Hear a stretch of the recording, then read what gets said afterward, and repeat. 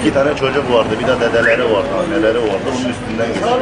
İşte erkek çocuk biraz herhalde ağır, çocuk da ağır yaralı da dedesi de hafif yaralıydı işte. Ambulans geldi, hastaneye götürdü. Burada çocuklar mı bekliyordu?